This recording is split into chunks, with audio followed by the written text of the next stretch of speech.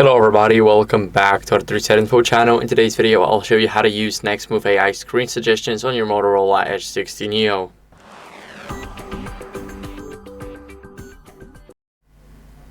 So first, what are we going to do is, for example, you can open up Google. Once you open up the Google, we're going to go to search and search for birthday present.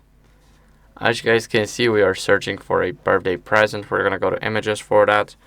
And I'm going to choose this picture right here.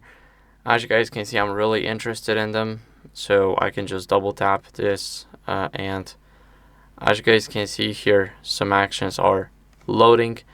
As you guys can see, generate miniature wrapped gifts image, for example. This is our next move.